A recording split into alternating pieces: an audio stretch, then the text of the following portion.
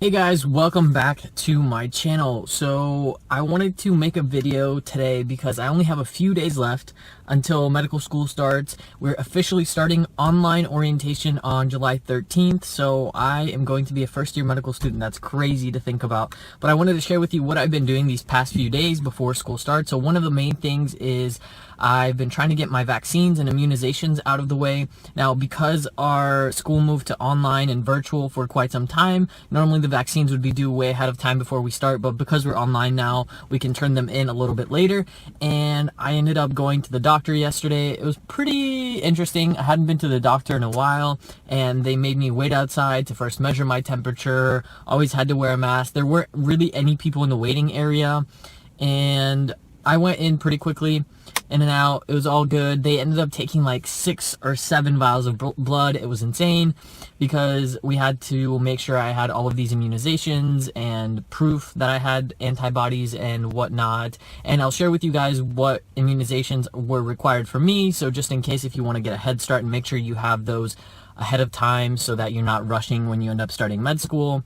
So I briefly wanted to talk about my immunization records, and if you're thinking about applying to med school, how you can get these things sorted out ahead of time so you're not stuck thinking about them last minute like I was, especially if maybe you're busy with work during that time or if you're living abroad like I was. So first thing is, make sure you obtain your records ahead of time. I had to personally reach out to my pediatrician and get those handwritten records from way back when and get that immunization list, and that was basically the last record I had. Now, I know that some states might have online records that you'll be able to find, but definitely think ahead of time and try to find those records wherever they may be.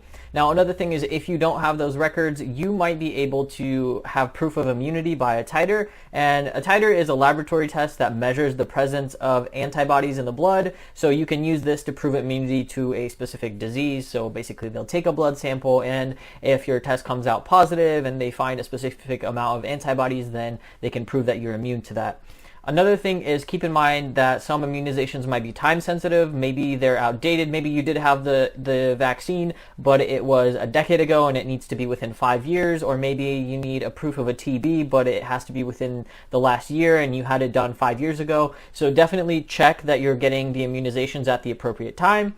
And again, check with your school. You probably will not know what their specific immunization requirements are until you end up getting accepted and they send you those requirements, but I will show you guys what my school was looking for. That doesn't mean that your school will require the exact same things. This is just an example of my requirements and what I got taken care of. So one of the first things is the tuberculosis screening. Typically they do a skin test. Well, they will kind of like prick you here on your forearm and this little bubble will pop up, and if it becomes really big, you basically test positive, and if it stays small and it doesn't become red or anything like that, then you test negative. Now, there's also a blood test that they can do, and typically if you test positive from the skin test, you will go on to do the blood test. And here you can see that my institution requires that you get this test done 15 months from the start of the program and then 3 months. So you will need 2 of these for my program, and I have previously tested positive from the skin test, so I was able to get the blood test done, and thankfully I had one done about 6 months ago, and then I had one done basically yesterday again, so I will have those 2 requirements. The next thing is varicella, mumps, measles, and rubella. So varicella is the chicken pox as we most commonly know it, and you have to have proof of 2 vaccines or proof of immunity by serology. So if you don't have your immunization records, then you can get a titer basically to prove you're immune. Then tetanus, diphtheria, pertussis, and the TD and the Tdap.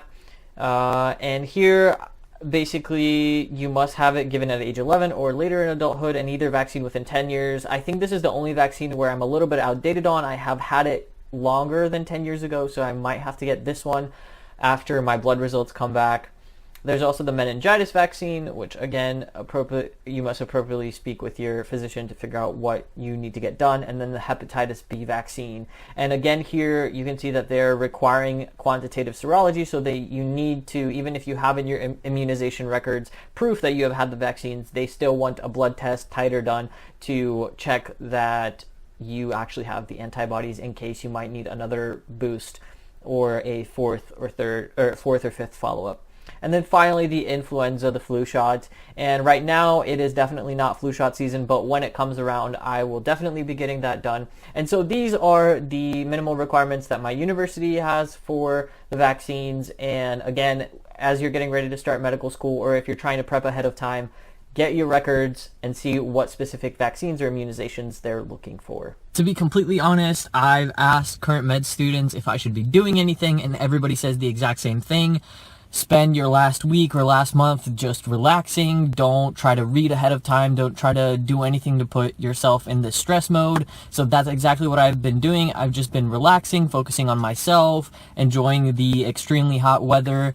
At this point, I am a little bit overwhelmed. I've only got a few days left, but we've been receiving emails like crazy, like fill this survey out or register for this, make sure you fill out this, and just a bunch of different links like Blackboard, this website, that website, this professor. So it definitely, I feel scatterbrained and overwhelmed, but that's okay. If I'm feeling it, everybody else is feeling it, and I'm just trying to take it one step at a time, fill out one form at a time, and we will see what virtual orientation is like. Of course, I am bummed that I won't get to meet my professors in person, and I won't get to meet my classmates in person, and we're going to be online for quite some time. I believe they've already made the official decision to stay online until the end of the first semester at least, and they're going to try and do some in-person, like, anatomy lab kind of things and have small groups to make sure that we're safe.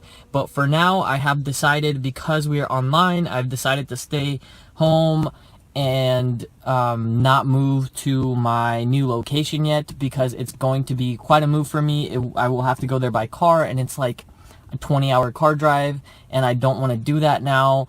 I will just kind of start off at home, and whenever they decide and notify us that we're going to start having like in-class activities, then I will end up doing the move. So I've been on the scout for some cheap furniture on Craigslist and online, and talking to friends that live in the area that might have some things, because I really don't want to spend that much money on furniture.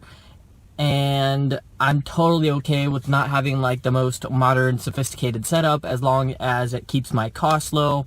So I know that virtual orientation and virtual vlogs and virtual classes won't be fun, but what I'm going to try to do is track the journey so you guys can see it. You can see what virtual classes look like, what virtual orientation looks like, and interacting with classmates and doing group work like that. So if you're interested and want to follow my journey, go ahead and subscribe, and I hope to bring you more videos coming next week.